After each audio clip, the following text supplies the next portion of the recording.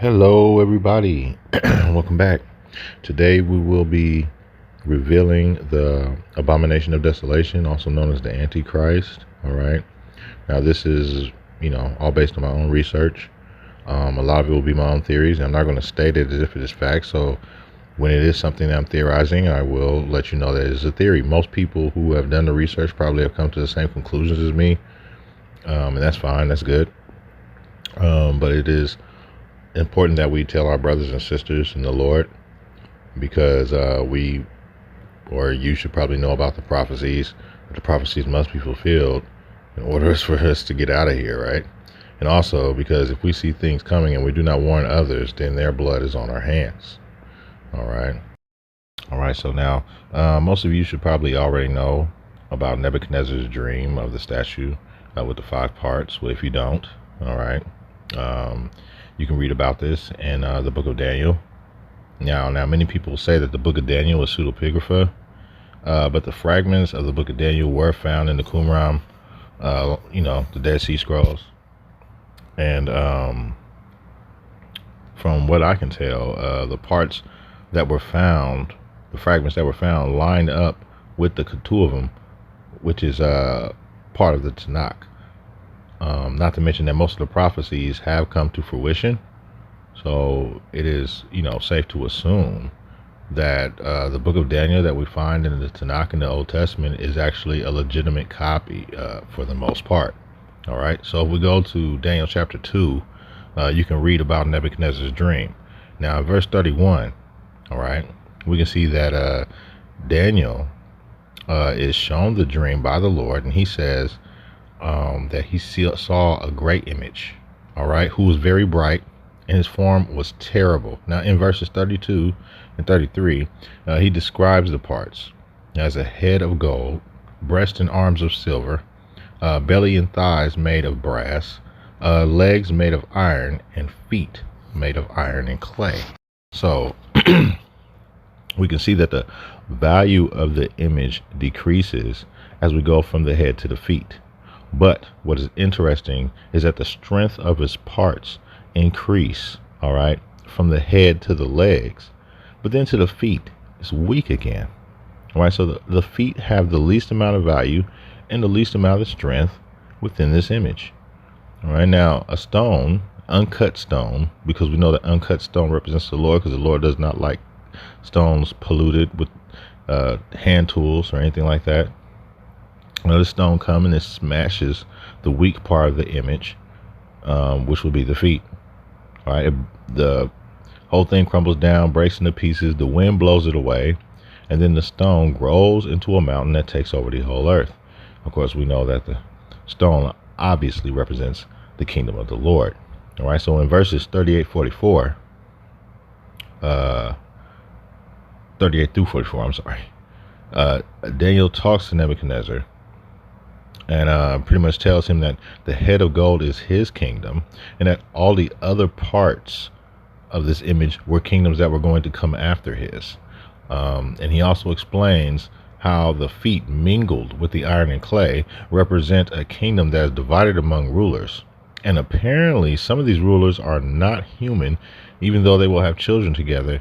And this can be observed in verses 42 and 43. But the cracked toes represent some kind of disdain that they have for one another, or as if their beliefs don't mix. All right, so what most of you don't know is that the image that Nebuchadnezzar sees in his vision is the image of the desolation, or the abomination of desolation. All right, so why do we always see pictures of a statue or an idol of Baal Marduk used to represent the image seen in Nebuchadnezzar's dream? Well, this is because the main deity worshipped in Babylon at that time was Baal Marduk.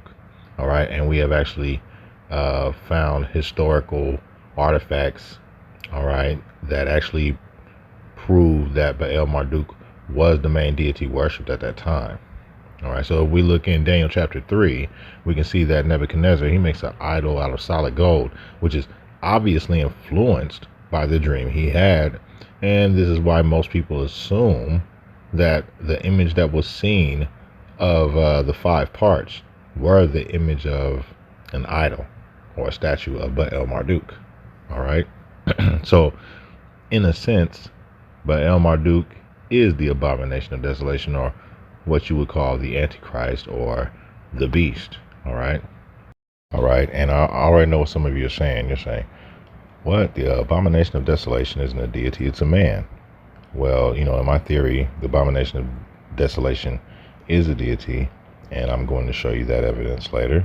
All right. And some of you are probably saying that the abomination of desolation is a government. I mean, I actually believe that too. Yes, the abomination of desolation, the beast government, is actually a government that is worshipped like a deity, but they are also under the rule and give worship to a whole nother deity. All right. So if we take, for example, Nebuchadnezzar's vision, the image, and we see that the five parts all represent kingdoms, but the image is of a deity. So this means that all these kingdoms worship the same deity, and they worship Baal Marduk in some form or fashion as one of his counterparts. All right, so if we take a look at the head of gold, this is supposed to be Babylon, and Babylon worships, of course, Baal Marduk. But then we go over down to the silver chest and the arms, which is the Persians, and they worshipped Baal Marduk and Zeus.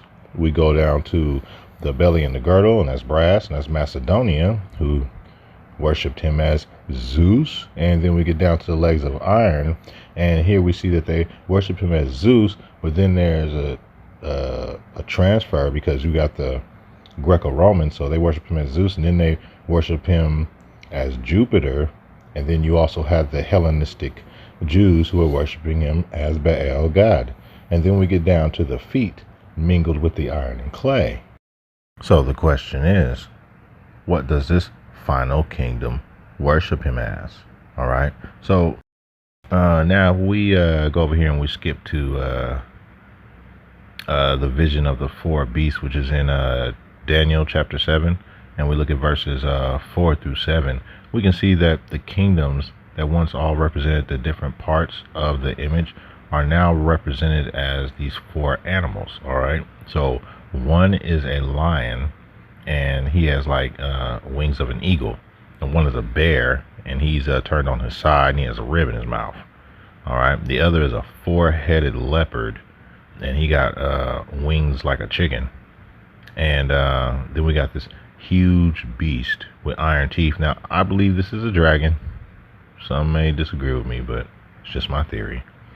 All right, now this dragon has 10 horns on his head. 3 of them are plucked up, and then this horn comes up, and he has eyes and he has a mouth, so he can speak. All right. Now there also is a prophecy in here. Later on, when you read in Daniel 7, that talks about the Lord's actual second coming as he comes as the Ancient of Days. We're going to talk about that a little later. All right. So we can see in Daniel's dream we can assume anyway, that when we look at the animals, that this is the kingdom that has been divided, that he's talking about the final kingdom, which will represent the feet mingled with the iron and clay. Of course, we see that the final beast that comes stomping the ground obviously is more representative of the final kingdom, because obviously he is mingled with iron, and so he has teeth of iron, and he's a biological in theory anyway. All right. So all of these kingdoms, or all these animals, worship the abomination of desolation, except for this fourth beast. He's a little different, all right, because he has some kind of conflict going on inside of him. All right. We know this because he's he's thrashing the ground, tearing stuff up, he's throwing a temper tantrum, like he's a little baby or something. All right. So in a sense, we would think that this is the reason that the toes are cracked, because of all this conflict that's going on in this final kingdom. All right. And it could be his beliefs or what makes up his kingdom, but they all conflict one another. All right. And this is some of the reason that we're going to see that you see the cracked toes, as if the toes are cracked off or don't want to be part of the image or part of this worship. All right. So now if we go to Daniel 12, we can see that Michael will stand up for the people, and then things will turn ugly. Trouble like never seen before. So what does this mean?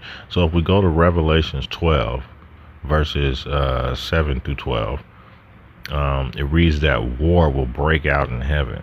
All right. Now this is basically because Michael gets tired of the dragon running his mouth, constantly accusing people. So, you know what I'm saying, they get into this big fight.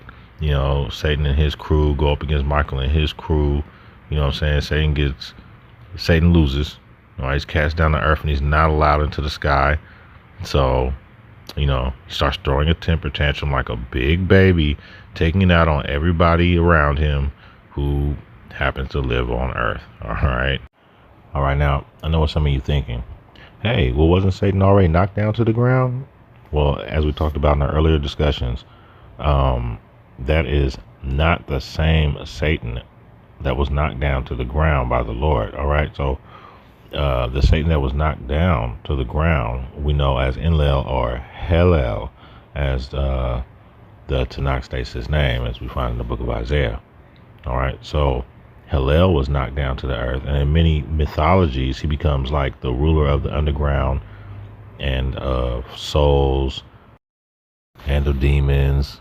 All right, and he gets knocked out of the sky before or after he ruled Tyre.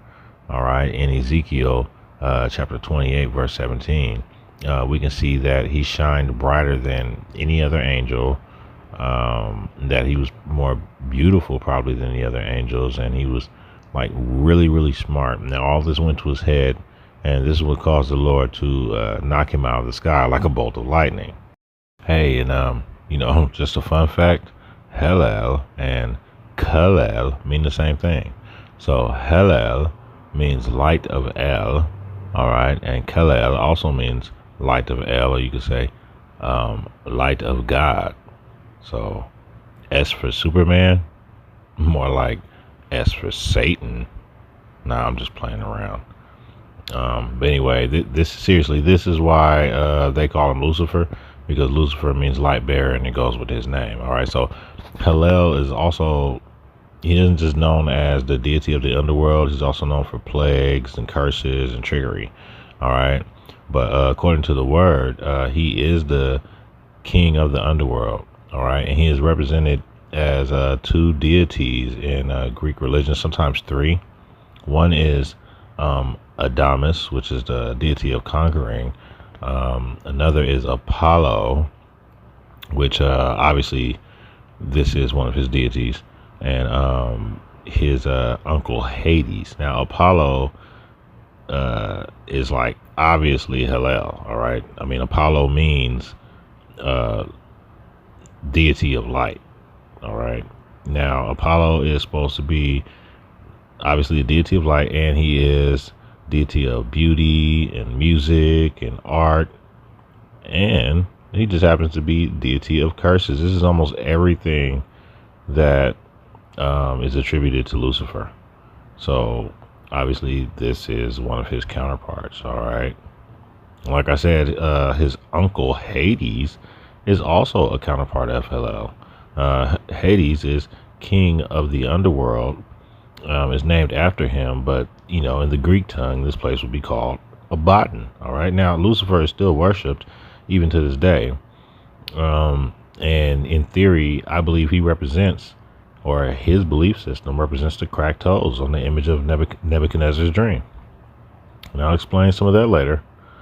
But Hallel is not the Abomination of Desolation. I believe that, like I said, he is part of it, and he represents the bottom of this kingdom with his cracked toes, and he plays a huge role, but he himself is not the Abomination of Desolation. All right, so if we go over here to Revelations 9, all right, it explains Hallel's part in the plagues. In verses 1 through 11, it explains how a monstrous demon-like creatures, all right, are released from a smoky, bottomless pit. All right, and there's a king over them, the angel of the bottomless pit, whose name in the Greek tongue is Apollyon, but in the Hebrew tongue is Abaddon. All right. Now, a lot of people have said that Abaddon means destroyer and Apollyon means destroyer, but it does not. All right. Let's just clear that up. That Abaddon means destruction, and Abaddon is a place of destruction and chaos, uh, but it's mostly known as the place of where souls go. All right, which is where Hellel resides. This is where Hellel rules. All right, and once again, they say that in his Greek name is Apollyon, and we just covered how Apollo and Hellel are the same person. And it just seems to me that, Hillel, he ruled the majority of the world before Baal Marduk. Um, and, what I'm saying, this would, like I said, this would cause a lot of conflict between these two angelic beings. So now to get back on topic, if we go to Daniel chapter 12 and verse 11, we see that Daniel actually explains when the abomination of desolation was set up, which is 1,290 days after the sacrificial offerings are taken away from the people. Well, actually not taken away, but they stop making the sacrificial offerings to the temple. All right, so if we forward in time a little bit and we go over to about 40 AD or 40 CE, whatever, we can see there is Caesar Caligula, and some of you don't know, but this guy was really fascinated with the deities of the Greek mythology. He was really fascinated with Zeus and all the rest of them, and he wanted to be Zeus, and would even, make the claims that he was a human deity, which the rules at this point he was. Anyway, he tries to make an image of himself as one of the Greek deities. Many people assume that this is Zeus, and he places the image of himself in the temple, in the place that we label the Holy of Holies. All right.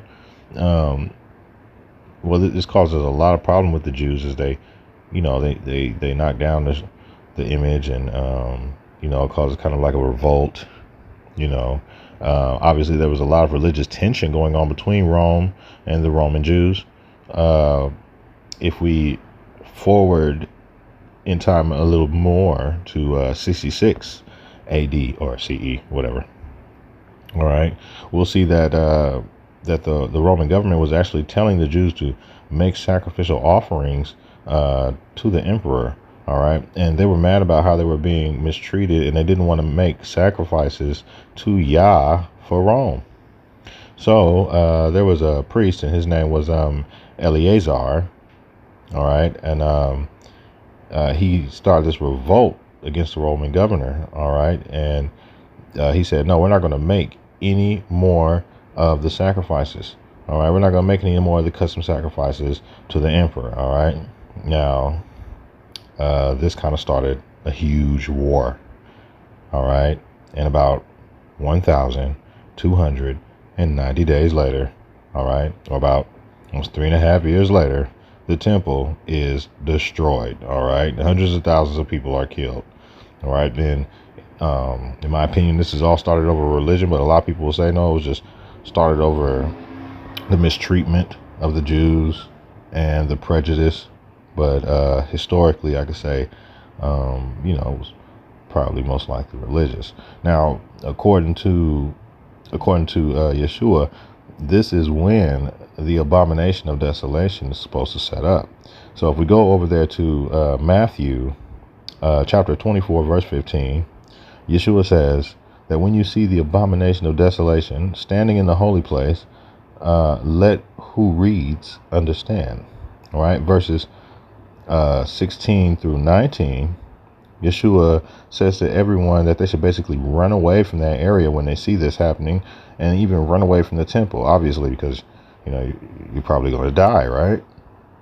Now, it's hard to understand Yeshua because he always spoke in parables, and he did this purposely to keep certain people from understanding. But most of the time, he speaks as if he's talking about two separate things, two separate events. All right. but he speaks of them as one event. All right. Now this takes a lot of wisdom because you have to understand how wise that is. The ability to verbalize a complex coded system on the spot. Like, this is amazing, right? All right. Because if we look at his prophecy, everything that he was saying, it looks like it's happening within 1 millennium, but we're actually seeing that I'm sorry, not even a millennium. We look at it and we're thinking, okay, this was happening within a century. All right, let alone a millennium. And now we're seeing that they're saying that's been almost 2 millenniums, right? So that, I mean, so they say. That's almost been like 2,000 years since this prophecy was given. And that everything that he has said, all right, was within this 2,000 years. So actually, when you're looking at 24 chapter, the 24th chapter of Matthew, you're actually looking at 2,000 years worth of prophecy. All right, isn't that kind of mind blowing? So now, if we go to Revelation, John describes the abomination and his government in more detail. So if we go to chapter 13 of Revelations, in the first 2 verses, John describes the animals of Daniel's vision. But now, instead of seeing them all separated, he sees them all smashed together. All right. And the dragon gives it its power. All right. So we see that the dragon is the deity worship, that this is the abomination. All right. Giving power to the beast kingdoms. All right. That are all mingled together. Right. They're all smashed together. So we also know that these are the feet mingled with the iron and clay from Nebuchadnezzar's dream. So if we go to verses 3 and 4, we can see that one of the heads of the beast is killed, but then it is brought back to life. And then the whole world wonders after the beast. So in other words, after this country makes a comeback, the world begins to worship the abomination and worship his government. All right. And we see that the beast performs miracles, blasphemes the Lord and his place in heaven, and gains power over all nations in all tongues. But in verse 11, we see something different start to happen, right? We see a whole nother system come out of the earth or out of the ground. All right. And it joins the beast system. Now, some believe that this is Hellel himself, maybe partially, but the beast with the horns like a lamb and it speaks like a dragon, I believe that this is the system of modern science. And this is also one of the reasons I believe that Hillel ruled so much of the world. I believe he ruled more of the world than Baal Marduk did. All right, because Hillel was really, really smart. He was a really crafty guy. All right, he's a really crafty deity, angel. All right. In fact, many of his counterparts were actually deities of science. Some that you may know of is Hermes, which was actually one of his deities, and this was also a deity of science. And another one that you might know of is Thoth from the Egyptian mythology. Even though he played as Anubis, he also played as Thoth. So as you can see, he takes counterparts as some very scientific deities. All right, and he plays as a lot of deities. It's just like, I'm like, wow, he has a lot of counterparts. He's really is a trickster guy. All right. In fact, even people who claim to be Satanists nowadays consider themselves scientific realists and not religious. All right. Hillel's counterparts are always trickster deities. And this is why we see that most of these miracles that are performed out of the system are used to trick and fool many people into the worship of the abomination of desolation, or more like the worship of his system, as you can see. But what's sad is that we see that this system can even fool the elect. But there's actually there's actually more evidence as to why I believe that this is the worship of science, or modern science, and a distortion of history. In the following verses, 12 and 15, we can see that this system only gives praise to the beast government, but does not give praise to the dragon. All right. And it basically takes the worship away from the dragon to deify the beast government, and uses tricks into fooling people. All right. Now we can only assume that these miracles actually take the belief in deities away from the people. All right. Another reason that we believe that this is a worship of science and modern technology and distortion of history is that it makes an idol. All right. So we see that this system makes an idol now for the people, for the beast. And this idol is a talking image. It is the image of the beast, letting us know that the beast is now deified. But it's a talking image. So now we're seeing a talking replica. Interesting, right? All right. So, and then it says that people who do not worship, they're put to death, right? Or it causes them to die.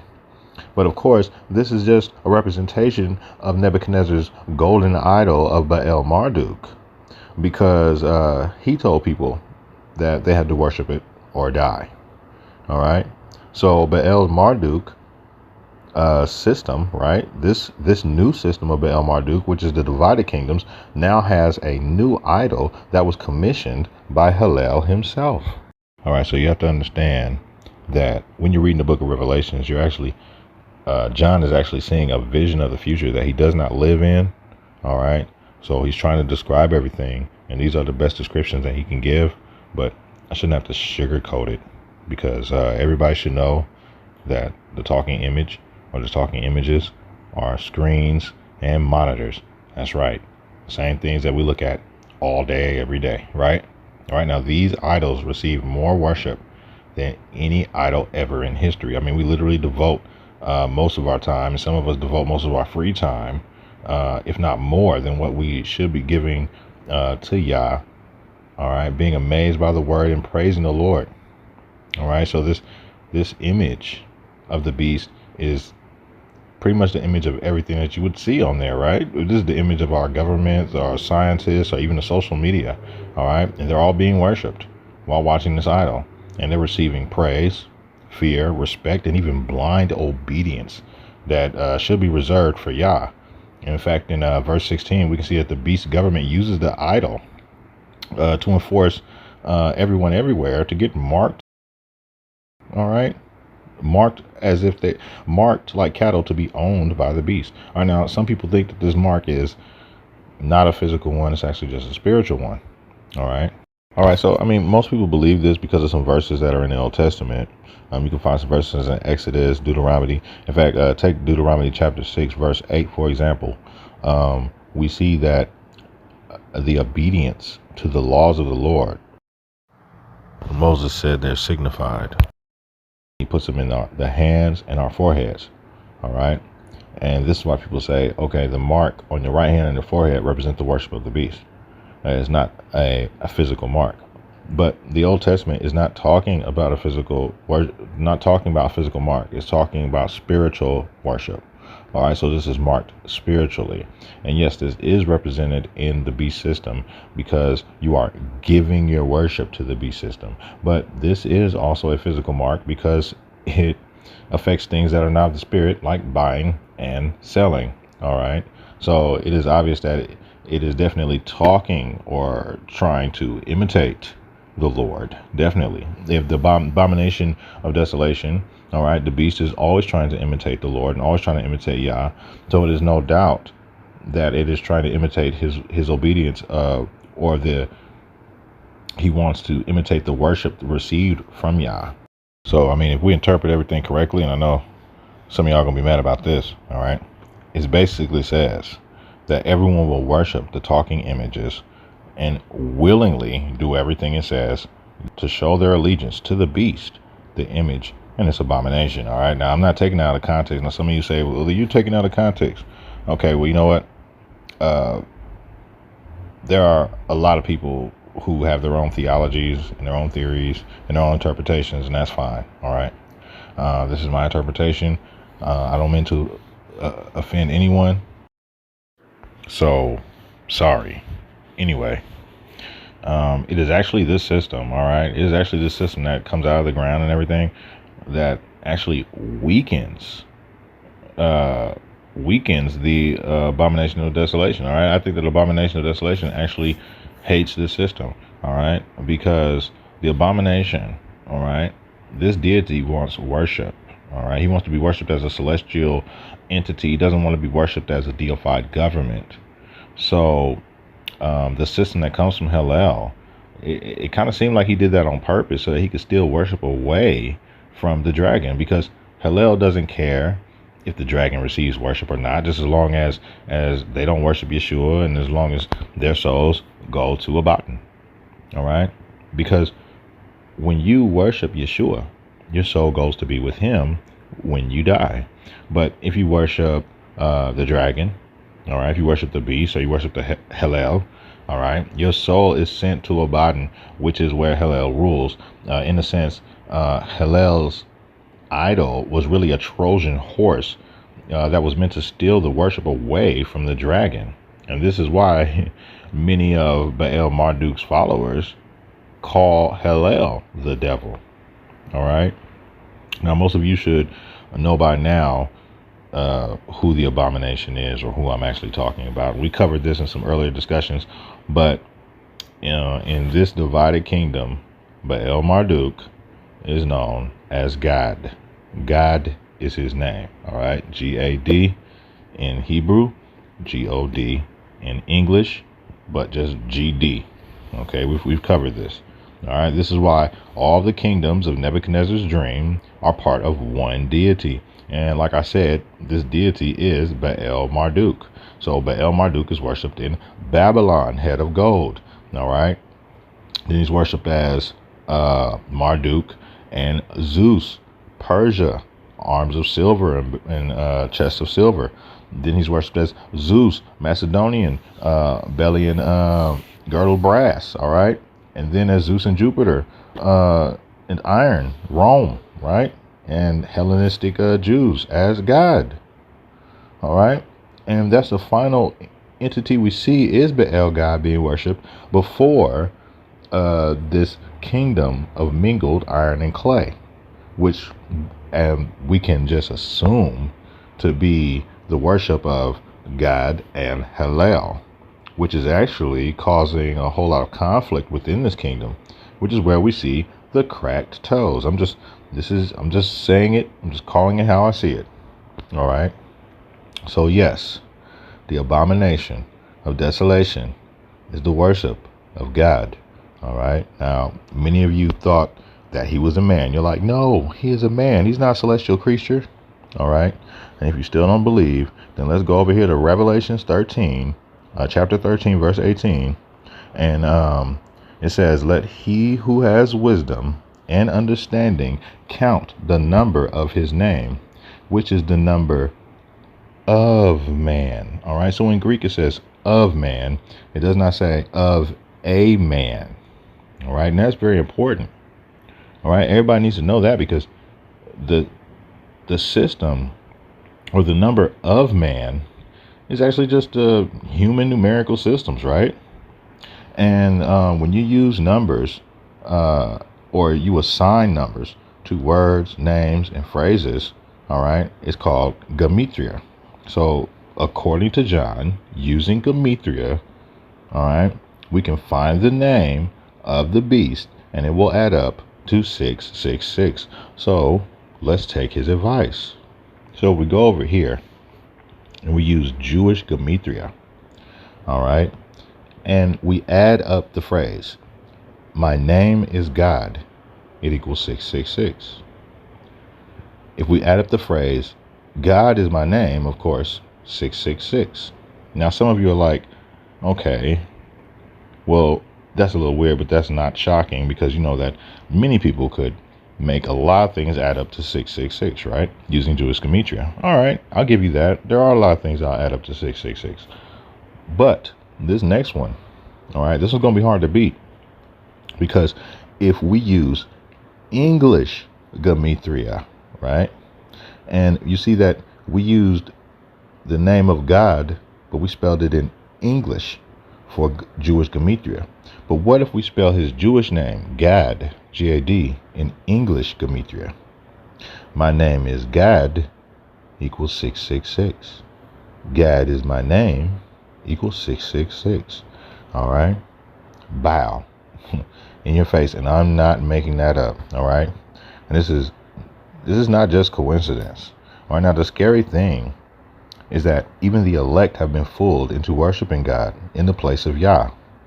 All right, they have been taught that Yah is the deity of the Old Testament, and not to follow his commandments and his laws, and to ignore the laws of Yeshua. All right, using fabricated scripture they claim to be the word of God. Now, a lot of people have done this. All right, now you have to be careful about this, because there's a lot of pseudepigrapha, and there has been pseudepigrapha that has been allowed in the traditional Bible. A lot of pseudepigrapha was removed, but now people are starting to pick these books back up, and they're reading them, and they're not lining them up with the word, or lining them up with history, or lining them up with real science that they can investigate for themselves. All right, and they're believing what these books are saying, even though these prophecies do not fit, they do not match. And when you look at the history, they were obviously written by people who were sneaking their words in. So some of these are the Talmudic writings that people would consider to be true books of the gospel. Like take, for example, the books of Esdras. All right, Ezra did not write Esdras. All right, when you read Esdras, you can tell that these are two different authors. They believe in two different deities. They believe in two different prophecies. I mean, not to mention that the book of Esdras was found, like almost 1,000 years after Ezra had lived, okay? And the originals were not written in Hebrew at all. They were found in Greek. And this is mostly by a Roman Jewish believer in the Talmud, which is a book that Yeshua himself rebuked. And it wasn't even a book when he rebuked it. All right. And that's another thing people have to remember too. Don't go to reading about something that our Lord rebuked. All right. The Talmud was actually oral tradition. So when it was turned into a book and you read it, you'll see it says very horrible things about Yeshua. All right. Because he rebuked it before it became a book. Oh, and that's not the only one. All right. I mean, there's lots of books like that. I mean, remember, some of these books were taken out because they had truth, but a lot of people during that time removed these books because they knew that these books were fabrications and falsifications. So, I mean, even if you look at if you read the first book of Enoch, all right, the one that we found in the Qumran, the book of the Watcher seems to line up with the word, all right, matches up with the word and everything. But if you look at the second and the third books of Enoch, all right, they weren't found written in Aramaic, and they were found written in the Greek text, okay, and they do not line up with the word, and it's almost as if they're serving two different deities. All right, so you have to be careful about these things. I mean, even if you look at the fragments that they say were found from the book of Noah. Now, just because you find a fragment of something does not mean you can write a whole book based off of a fragment of a page. All right, especially if you don't have the book that lines up with these fragments. You can't take the fragment and then make a book out of it, which was things that were done like with the book of Jubilees. Yep, with the book of Jubilees, they did this. The book of Yasher. Yep, did that with the book of Yasher. All right, so, but the first book of Enoch, we found a whole lot of that. It lines up. All right, just like the book of Daniel, but we already have the book. All right. See, those things are very important. I mean, your influence could be coming from Talmudic Jews. It could be coming from the old Roman Catholic Church. You don't really know. And that's why it's important to find out when these books were written, the earliest copy that you can find. And you have to learn about the other beliefs that have been competing with this worship that we have. Because then you can read these books and see what the intentions were based behind the creation of these books. All right, really important. When you read the book of Noah, we can see that it does not line up with the word, and it does not line up with what we know as the science of the Lord. Because, I mean, who do you think taught the angels? Who do you think taught Hillel? All right, obviously it's his creation. Obviously he created everything. So therefore science is the observation of how everything in our observed universe works. All right, therefore, like I said, he is the creator of science. And therefore, when we look at the book of Noah, and it says that Noah resembled like a Nephilim because he had light skin and light eyes. All right. Now, if we look at some of the latest scientific discoveries, we can tell that all the variations from people's eye color, skin color, everything that makes us a beautiful bouquet of people. And yeah, like I said, a beautiful bouquet of people all around the world, right? But these things actually come from a mutation. All right. Some people call it ghost DNA. Some people call it alien DNA. But years ago, it was known infamously as Neanderthal DNA, and they used to say that everyone all over the world had it. All right, and it is what caused the variations in people's skin color, and that people who produced or were more melanated actually had less of this DNA. All right. So this is actually a mutation, right? But if we look at what the Lord said about Noah and his sons, he said they were perfect in their genes. Generation is genetics, meaning they would not have had any genetic mutations. All right. And that the genetic mutations wouldn't have even come from Noah or his sons. The genetic mutation would have come from their wives, because their wives were not fully human. So little things like that.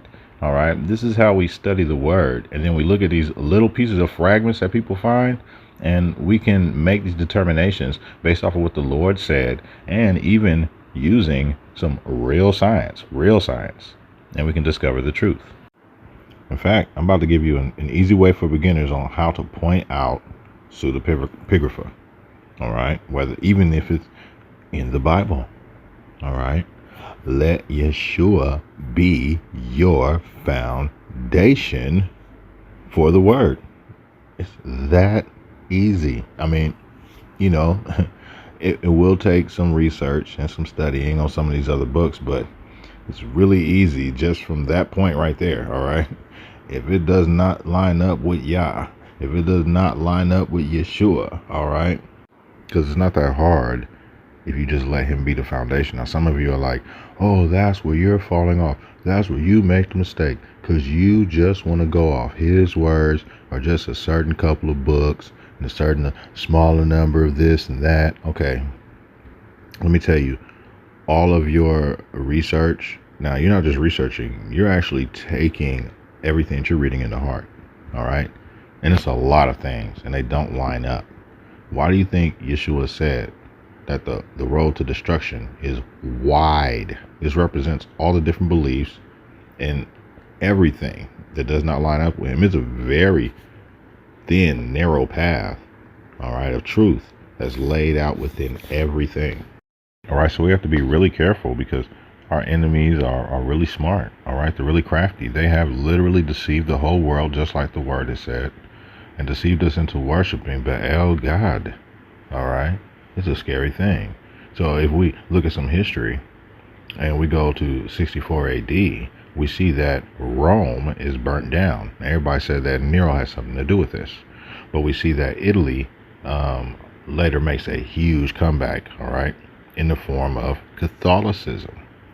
When the head is wounded and then the world begins to wander after the beast, we see that this is a religion. All right, Catholicism, which is a religion dedicated to the worship of God. All right, so we see that Catholicism becomes the most popular form of worship dedicated to the abomination. And we can assume this from reading Revelation 13 verses 3 and 4. All right, and the fact that it lines up with world history. All right, little things like that. All right, and I know what some of you are thinking. You're like, oh, Rome is the whore. No, I mean, well, you know what? I can't tell you no, because you're entitled to your theory. In my theory, Rome is not Ishtar. All right, but I'm not going to say what city I think or what nation I think is Ishtar. All right, just like I'm not going to say what entity I think is the beast, because I feel like many of you should already know that. And if you don't know that, it's probably because the Lord doesn't want you to know that, or maybe he doesn't want you to see that. But you need to study the word and study your governments. All right, and then you'll understand. All right, because guess what? Soon, as prophecy says, all these deities are going to have a confrontation on earth. All right. So as you can see, in Daniel and Revelations, that is going to be Michael and his angels that knock Baal Gad and his angels out of the sky. All right, it is at this point that the Lord will save a select group of people called the remnant or the elect. All right, elected means chosen ones. All right, and he's going to take them to a secure location while God and his angels, take their anger out on everybody else around them. So for everyone who still chooses to worship God even after all of this information, well, I'm gonna tell you that you will get to meet your deity, all right, face to face, and it will not be a pleasant encounter. All right, for those of you who worship Lucifer, worship government, science, technology, all right, you also get to meet your deity, Hallel, face to face, because it is prophesied that Hallel will come out of Abaddon and he will plague the world with flying scorpions. As we read in Revelations 9, chapter 9, verses 9 through 11. All right, and like I said, we already know that Hallel is Apollyon, Abaddon, all right, and everything. But see, the same thing happens when Baal God is knocked out of the sky. He comes down here. So we see that these two deities are emerging within the book of Revelations at the same time prior to the Son of Man. However, we can tell that these deities are only allowed to plague their followers, all right? Because the followers of Yah will have a seal placed on their foreheads. There we go with the foreheads again, all right? Now, we can read this in Revelations chapter 7, verses 2 through 3. And see, this is why it is so important to understand the sacrifice that Yeshua made for all of us, all right? And why he made that sacrifice. Because let me tell you something. The deities don't care about material things, all right? They care about souls. They offer you material things so that they can get your worship and then take your soul, all right? And because of sin, no man was allowed to enter the kingdom of the Creator. And this would make some of these souls free game for other celestial entities. Now, if we look in the book of Enoch, chapter 22, Enoch is actually shown a place that the Greeks would have called, or even in Catholicism, what we call Hades, which is actually named after the deity Hades. All right. So in chapter 22, verses 8 through 18, Enoch is shown this place that's sectioned off. It has like 4 sections, and it's the place where the souls of mankind go when they die. All right. Now, one place has these really nice smooth walls, and it has water in it. But the other places are, I guess they're hot. They don't have water. What I'm saying? They're not, some I guess are less comfortable, because you have one place where I guess people would have did wicked, or where they just sinned against the Lord. Another place where I guess people worshipped other deities. And then there's another place, which is interesting, where he said that where the angel tells Enoch that some of these souls are actually making suit about their destruction in the time of sin. All right, so they're basically saying, hey, this isn't fair what happened to us. So that, I always thought that was very interesting. And you see that the Lord actually shows mercy to these people, because he says that they will not be destroyed of the judgment. But these people are lumped together with people who did not believe in any deities, and people who were agnostics, which I also thought was very interesting. And it's also my belief that this group of people are the people who are part of the second resurrection. I know some of y'all are like, no, we're not. And I'm like, wait, hear me out. We're going to get to that a little later. All right.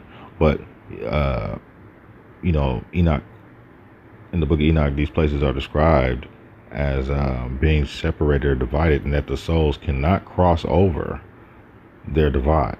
All right. Now, Yeshua actually confirms this himself. All right. So if we look over in Luke chapter 16, Yeshua is talking to his disciples, but some of the Pharisees are ear hustling and they become offended. All right. Because they worship Baal God, the deity of fortune, along with Yah. Now, Yeshua tells the story of a master and his servant.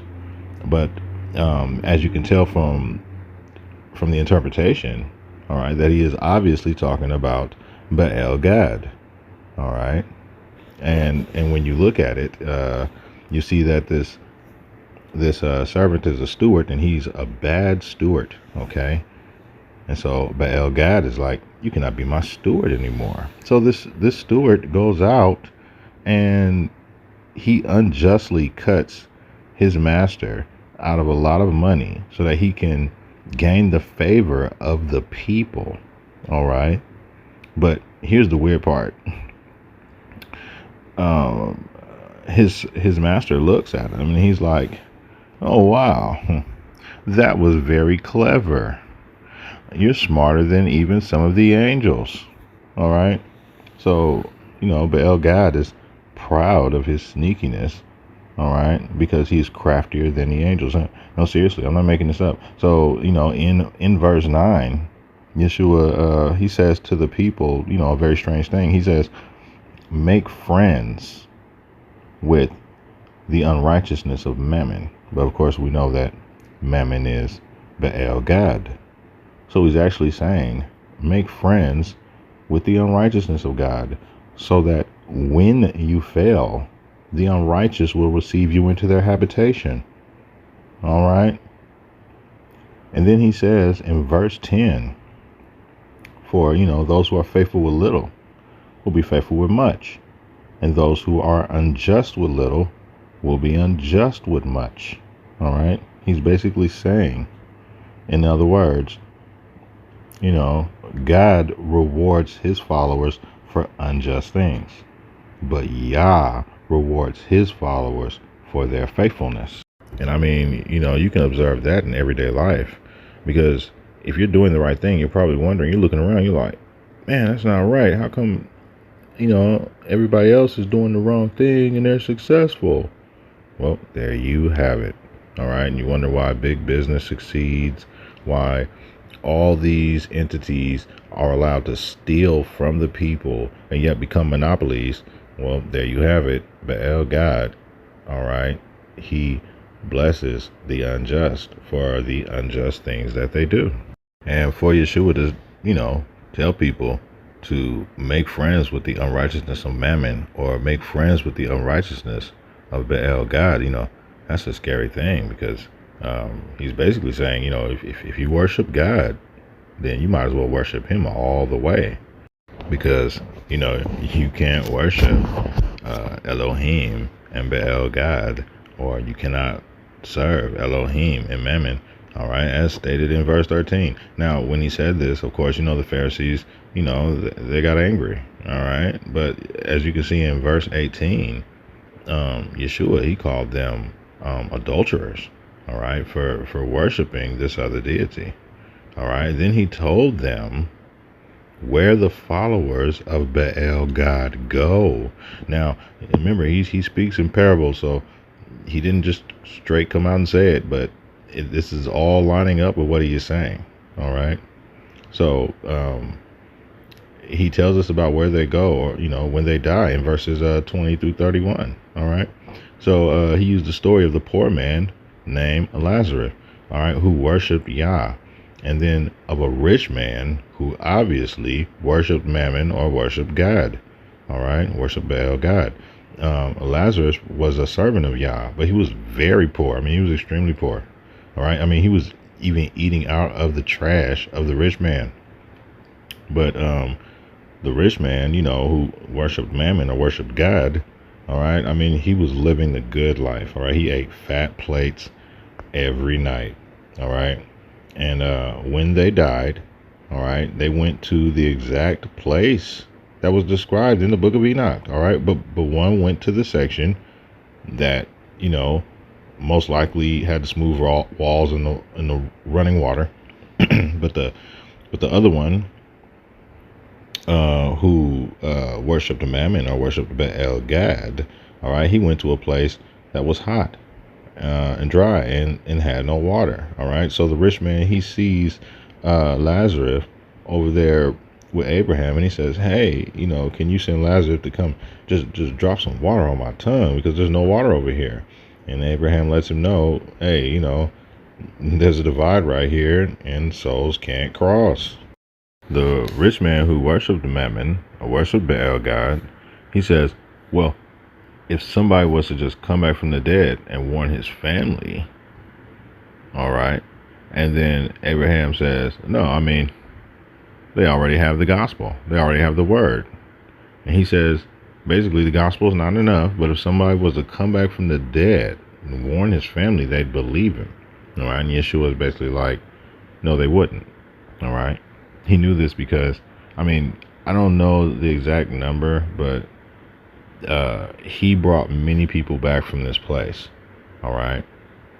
Prior to even bringing back his friend who happened to share the same name, Lazarus, as this guy he told. All right. And they didn't believe any of their stories. So, you know what I'm saying? I mean, how dense is that? But the truth is that souls go to be with the deities that they worship. All right. So when Hillel was king of the Satans, all right, and the Lord knocked him out of the sky and made him king of the abyss. All right. This is where his worshipers are. This is where his worshipers are located. And that's where he went. All right. And believe it or not, Baal God will be cast into the same place with all of his followers. All right. However, Hillel, he's not trapped there. All right. He has a kingdom. And I don't know where his kingdom is located. All right. But he definitely has a kingdom. He's allowed to go to and fro still, but he can't go into the sky. He can't do that anymore. All right. Many people believe that he is worshipped by races of humans that we would call Nephilim. Other people believe that he's worshipped by demonic spirits, or that he is the lord of demonic spirits. All right.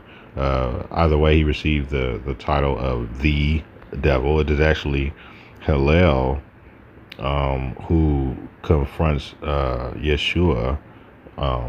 If we read in the book of Luke, chapter 4, and we can see that that when Hillel confronts Yeshua in the wilderness, that he talks to him as if they are deities on the same level. All right.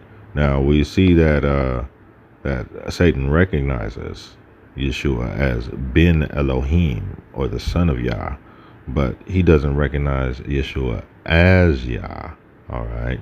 But Yeshua is the counterpart of Yah and the son of Yah. All right. As we see that having counterparts is very, very common among deities.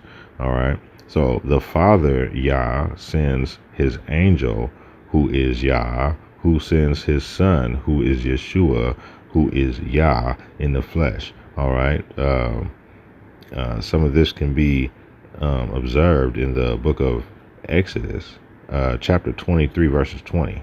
So ironically, if Hillel actually knew the scripture correctly, all right, he would have known that he was talking to the being that knocked him out of the sky to begin with. Yeshua confirms himself.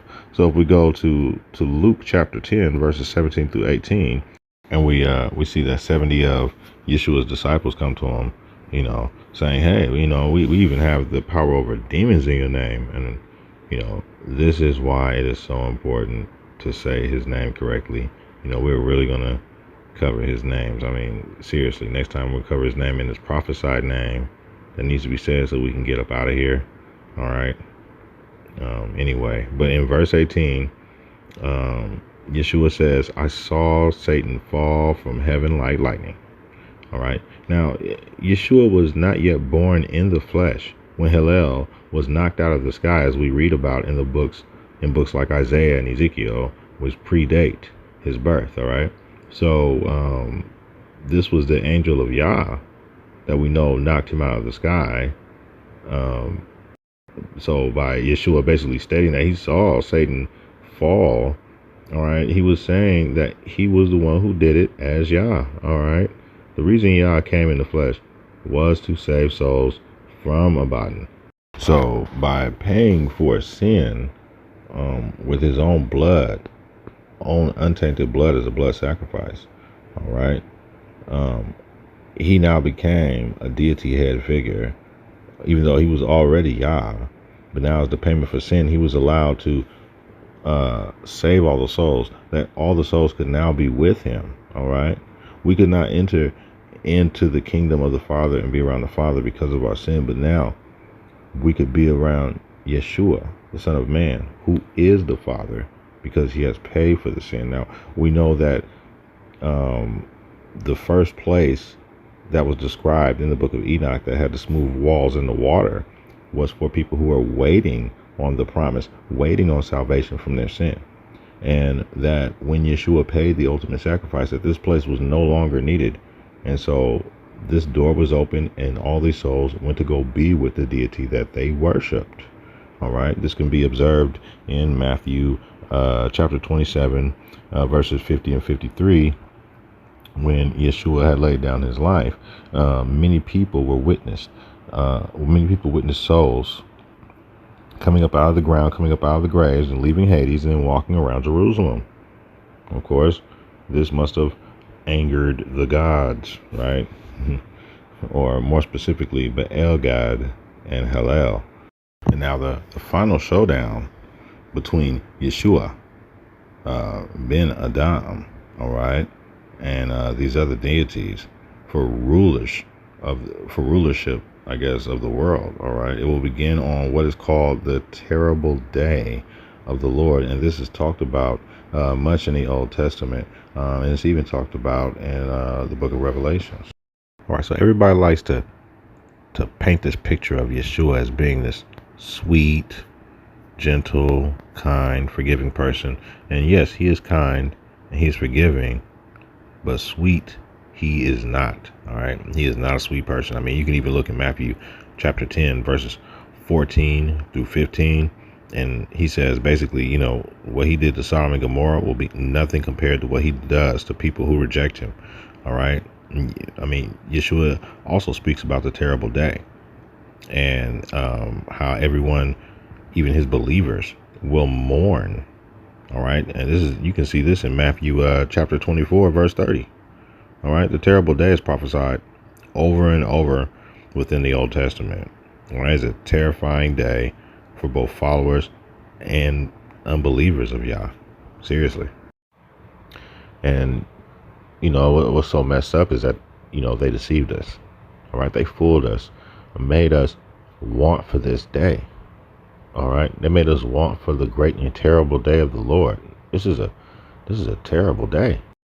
In fact, the terrible day, you know what I'm saying, it's described many times in the Old Testament. A lot of it is in the prophetic books of the Old Testament. You can see that a lot is described in the book of Isaiah, but the description of the terrible day that I like to give you is the book of Zephaniah, chapter 1, verses 14 through 18. And it gives us a scary picture of that day and how the Lord will kill the majority of the earth with extreme violence. And we know that this is the Son of Man who carries out these terrifying acts of vengeance. All right, it's supposed to be a day of much blood, carnage. All right, and the Lord's wrath is even described as a wine press, and people are the grapes. All right, if you read it in Revelations chapter 14, verses 18 through 20. So as you can see, Yeshua is not as sweet as people think he is. All right, but the deceiver Baal God, like I said, fooled many people into wanting for this day and finding comfort in this day. So now if you go to Daniel chapter 7:13, we see something special. We see that Yah has two counterparts that are going to be on the earth at the same time. All right, so one is called the Ancient of Days, and we can assume that this is the angel of the Lord, and he resides in Zion. So he's obviously the one who scoops up his chosen ones. and he's also the Son of Man. But then we have Ben Adam, who is the Son of Man, who comes with the clouds, which are the souls of the people who died believing in him. All right, so we can see that the terrible day is actually the third coming of Yeshua. All right, and his actual second coming is as the Ancient of Days. All right, so I already know what some of you are saying. You're like, what? That doesn't make sense. Two of them? But yes, the book of Daniel actually describes the Son of Man being in two places on the earth at the same time and then joining up and merging. And the book of Revelation also confirms this, and we'll talk about this later. But right now, I'm just trying to warn people about the terrible day because, see, Baal God has fooled us into wanting and finding comfort in this day. And many people call it the rapture. All right. So if we turn to the book of Amos, chapter 5, verse 18, and there's many different versions of this verse, the different versions of the Bible, and they're all said in very interesting ways. All right, their version.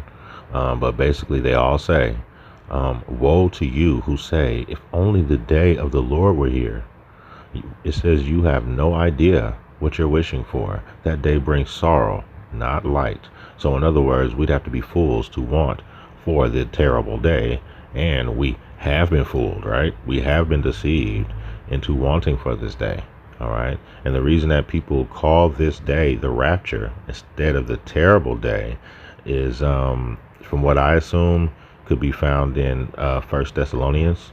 All right. And then also probably like a mistranslation of his second coming.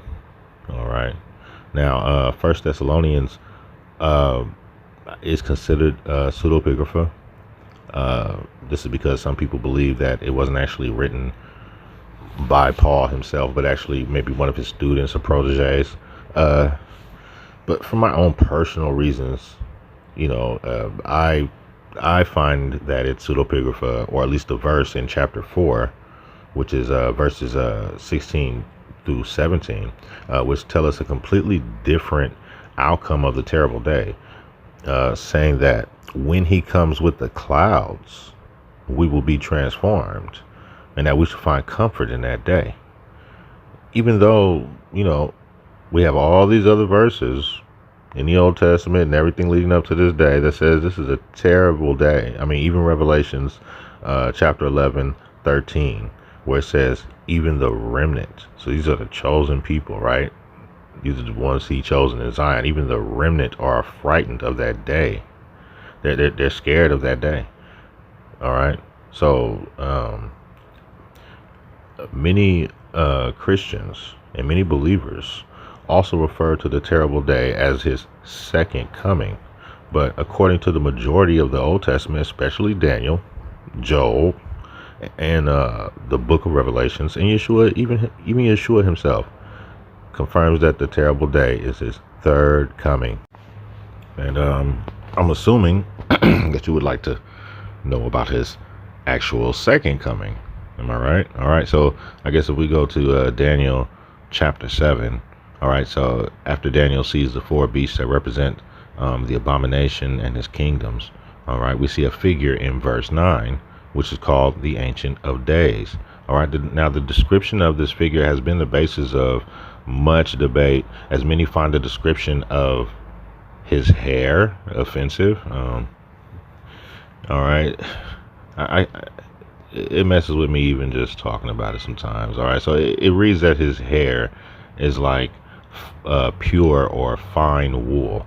Now, wool is, as we know, comes in different textures from coarse to fine, is even like you can find in examples like steel wool. But fine wool is extremely curly. Now, for some strange reason, people are offended by this description, which almost seems idiotic coming from people who claim that they believe in the word. In fact, most people within the beast system are so offended by this description that they go against the Old Testament and even the book of Revelations and teach that Yeshua has no skin, no color, no hair, No, nothing. But when people believe that he looked like Zeus, there was no problem with many cultures believing in that image. All right. Um, and when his description, or when the description of his hair comes up, when his description comes up again in Revelations chapter 1, verse 14, we see that John is describing the color and the texture of his hair. But people take this and just regard the texture and say, wool just means white. All right. But I mean, you can tell from reading Daniel and John together that Daniel gives the texture and John confirms the texture, but now tells us the color of his hair. All right. John is not taking away from Daniel's description, he is adding to it. All right. Basically, Yah will not accept excuses why people do not recognize him when he comes as the Ancient of Days, as Ben Adam, and we have the word in our hands. And the fact that the description that the Lord gives himself to us offends so many people is obviously the work of the abomination, all right, and the worship of Baal God, you know, in play, in action.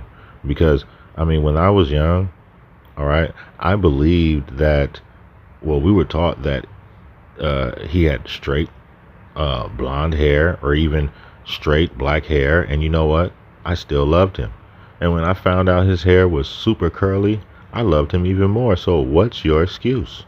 Because I'm going to tell you, Matthew chapter 11, verse 6, blessed is he who is not offended of me.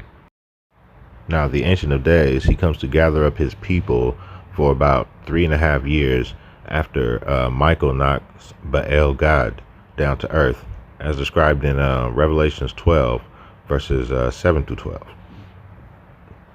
But in Daniel chapter 7, verse 13, the Ancient of Days and the Son of Man are described as two separate entities, and they become one entity. So his second coming is as the Ancient of Days, even though he is on earth, right, sitting on the throne, and his counterpart also comes to earth in the terrifying day. All right, and then they merge into one. Now John confirms this in the book of Revelations, chapter 6, verse 16, where we see the elite pray to the rock, saying, fall on us and hide us from the face of he who sits on the throne and from the wrath of the Lamb. And we know that the wrath of the Lamb is the Son of Man that comes with the clouds. All right, now Yeshua does confirm this, but he actually gives hope to people who are not taken in his second coming. So if we go to Matthew chapter 24, verse 3, Yeshua's disciples, they ask him, they say, when will your coming and when will the end of all things be? Now, if we studied the books of the Old Testament, we would know that they were actually talking about both his second coming and the terrible day. All right. So in verses 4 through 30, all right, the Lord describes about the system and the signs that we should see. And that shortly after the tribulation of those days, you will see the Son of Man, Ben Adam, coming with the clouds, and that men will mourn with fear. All right. Now, of course, this is the terrible day. But he says in verse 31 that he will send his angels out to gather the people and take them to Zion, which is most likely what was, the writer of First Thessalonians meant, or what he was trying to describe. All right. Now, this should give people some hope who have missed the second coming, but it is not the best time to go, because in verse 32, Yeshua tells us that, talks about the parable of the fig tree, because people used to look at fruit trees to determine when the seasons were going to change. So Yeshua says that we are to do this with the signs of the time. Now, he's not just talking about the signs that he's given, but the signs throughout all the Old Testament that were given by the Father. All right. Now, in the verses 38 through 50, Yeshua describes his actual second coming, but he describes it as being done in secret. All right. And he kind of describes it as if he's stealing followers away from Baal God's kingdom like a thief in the night, and that no one would know when this day would would be. But in Luke chapter 21, verses 20 through 24, Yeshua tells them that, basically telling them about the armies and the abomination of desolation, at the time of the Gentiles. All right, these are all prophecies that you can dig into, do some research. But it seems like very little was said about the second coming, except when we go to verse 36. All right, and he says to watch and to pray constantly to find yourself worthy or chosen, right, to avoid all these things that shall come to pass, and stand before the Son of Man, most likely as the Ancient of Days. All right, now what stumps many scholars, and many people who study the Word, when you read the Word, it makes you wonder. You're saying, hey, why does Yeshua talk about the terrible day before his second coming, right? All right, and my only logical reason for this is that this was done purposely so that people around him who have not studied the Word would become confused. All right, so my evidence comes from Luke chapter 8, verse 10, when Yeshua tells his disciples the mystery of the parables, but he speaks in parables purposely so that those seeing would not see and those hearing would not understand. All right, the truth is, when Yeshua comes with the clouds, he's actually coming to punish the gods and kill over 75% of the world's population. Oh, does that scare you? You're like, oh my goodness, that's scary? Well, good, because the fear of Yah is just the beginning of knowledge. I know some of you are saying, oh, well, I'm of the bloodline of Abraham. I mean, I don't have nothing to worry about. I don't have nothing to fear. Well, you need to stop, all right, because I can tell you something right now, that the Lord could leave us all behind, okay? He could literally bring some rocks, make some people out of rocks, give them Abraham's DNA, all right, and the prophecy will be fulfilled without us. So, show some humility. Give the Lord all the respect and the fear and the love he deserves, all right, and be in a constant state of repentance, and because he's coming, and we need to watch and pray constantly. All right, so many of you are probably wondering, okay, so where are we in this prophecy? Or, how does this prophecy relate to our current time? All right. Well, it's easy to see what signs that the Lord gave us, because all we have to do is look at the signs that he gave us through his people. Now, we know that he said he was going to scatter his people all over the world, right? Because this is a prophecy and an oath that they took, that was given when they gave it to the Lord, when it was given by Moses. And we're going to talk about that later. But we can actually go to Genesis chapter 15, verses 13 and 14. And the Lord tells Abraham that his descendants will be taken off to a strange land where, they don't know the language or anything. They never knew the place. And there they will be mistreated and treated like strangers and oppressed for about 400 years. All right. And then Yah will judge that nation and then bring them out with great abundance. Now, right here, we're seeing that this is actually a sign from the Old Testament of what to look for when this time is coming, that the Ancient of Days will come and snatch his people. Because remember, he says he comes to do that like a thief in the night, and no one's even going to know. So these are some of the signs. All right. Now, a lot of scholars will agree that this place is called Mystery Babylon. All right. So this is a specific place, even though they're all scattered around the world.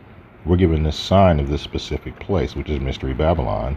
And of course, we know that Mystery Babylon is the whore. All right. So Revelations describes how he will actually judge this place, because there are some people who are wondering. They're like, okay, if the 400 years, let's say the 400 years happened, and people are like, hey, what happened? I mean, people did not get snatched up. No one saw the Ancient of Days. What happened? Okay, like I said, misreading the prophecy, he said, I will judge that nation, and then after that, all right, I will bring them out with great abundance. So it's important that we find out what the judgment is, because Revelation tells you exactly what the judgment of the whore is.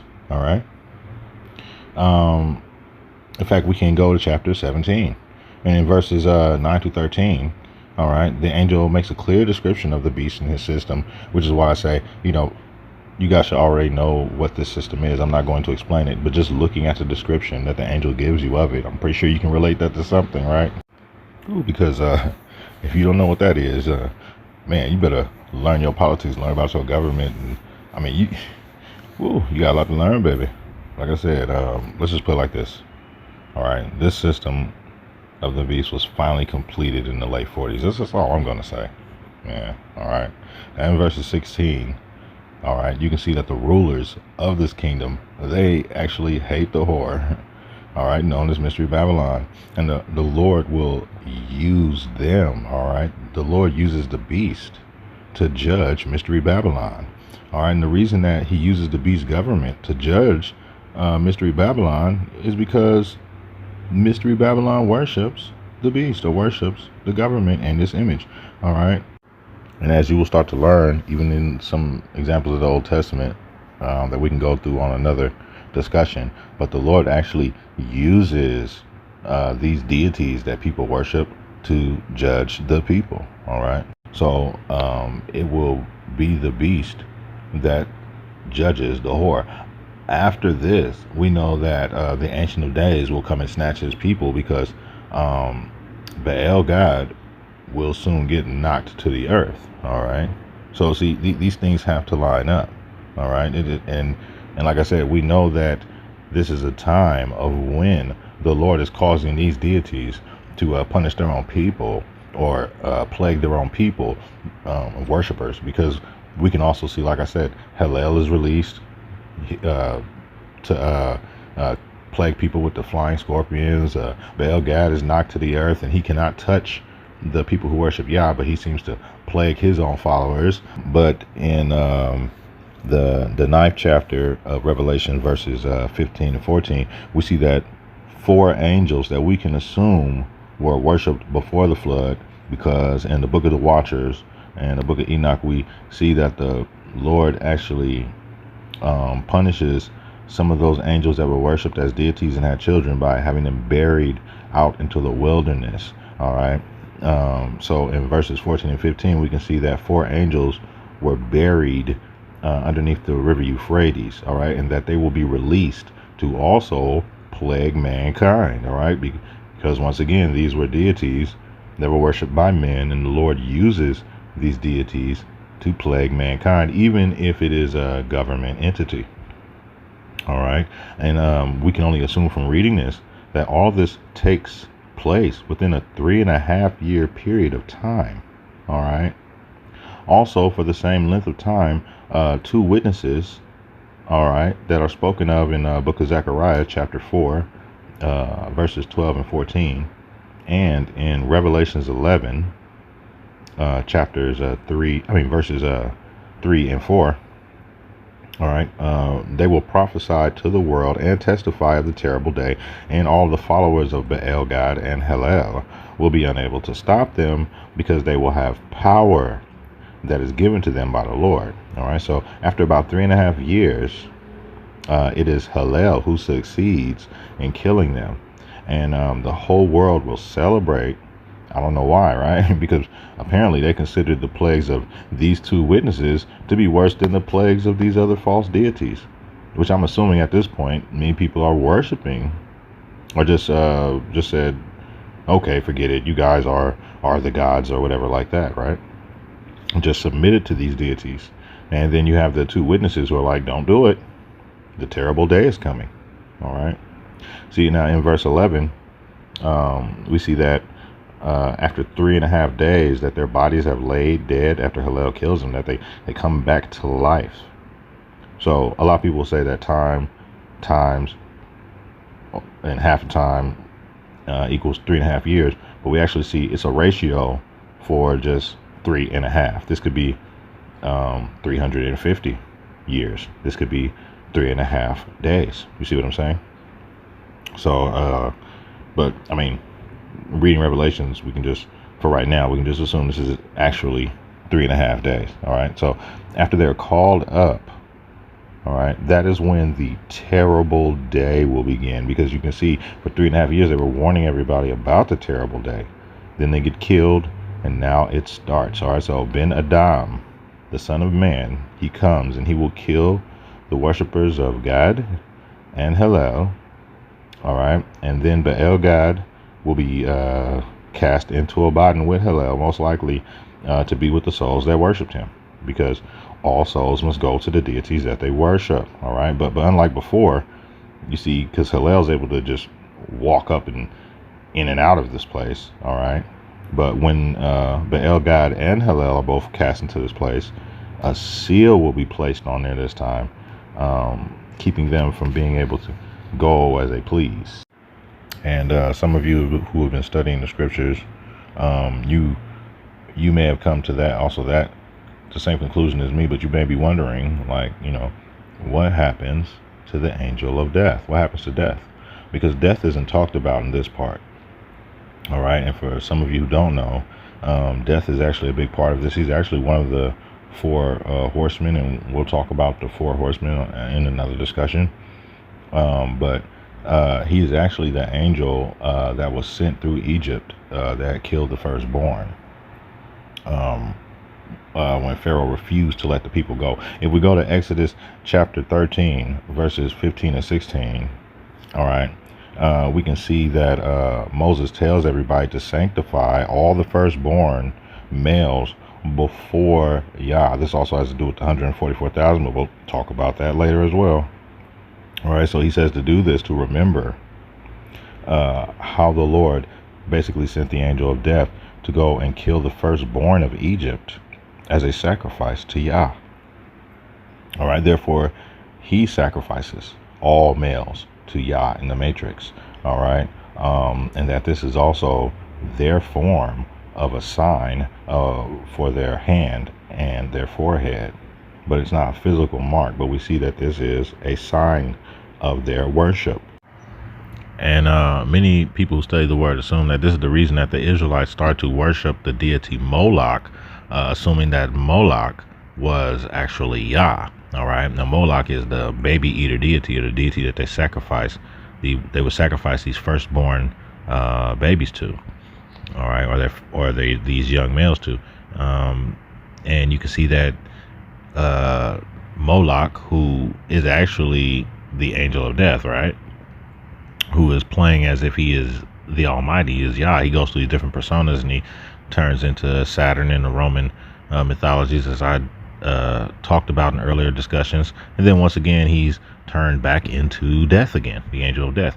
All right, and obviously he was worshipped as a deity. Now I thought he was actually just doing the work of the Lord, but as you can see, they worship him as he actually tries to take the place of the Lord, as they even worshiped him as the creator of the heavens and the earth, and they even named the Sabbath day after him, which is Saturn Day.